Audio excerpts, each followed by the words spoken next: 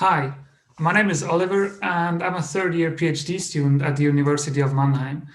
I'm excited to have the opportunity to give you a quick overview of what I do and of what I find in my most recent project. But before I do that, I would like to thank the organizers and the selecting committee to include my paper on the shortlist for the Young Economist Prize. The paper is titled Inflation, Who Cares? Monetary Policy in Times of Low Attention. The main motivation comes from a conflict between theory and practice.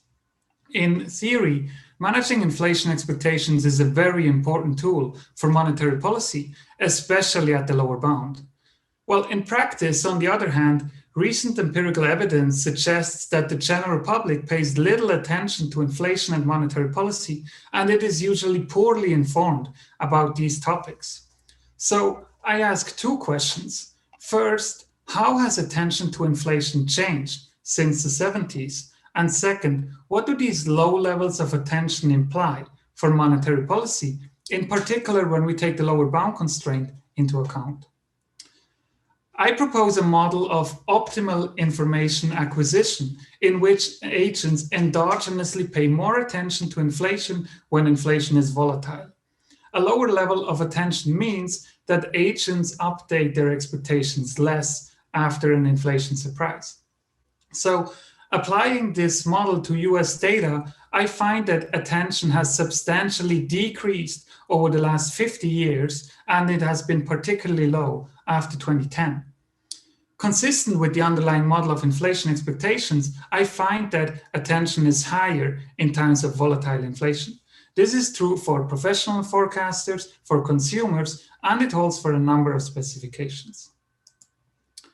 I then augment the standard New Keynesian model with this inflation expectations process, and I show how low levels of attention can lead to what I call inflation attention traps. So after a negative shock to the natural rate, inflation and inflation expectations stay persistently low, and the lower bound binds for much longer compared to the model under rational expectations, as you can see in this figure. So low attention offers a potential explanation for why inflation first only decreased slightly after the outbreak of the Great Recession, but then stayed low for quite some time.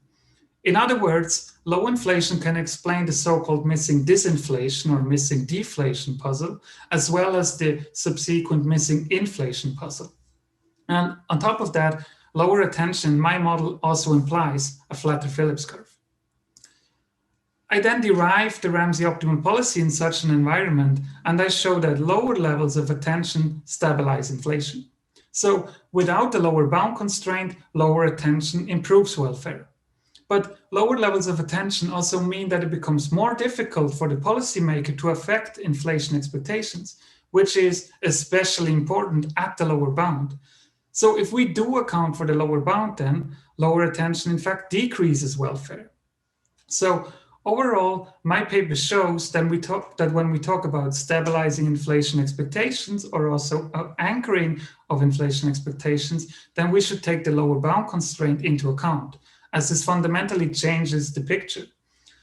And in this scenario, the optimal policy response to this declining attention is to increase the inflation target, such that the lower bound binds less often, which limits the drawbacks that arise from lower attention.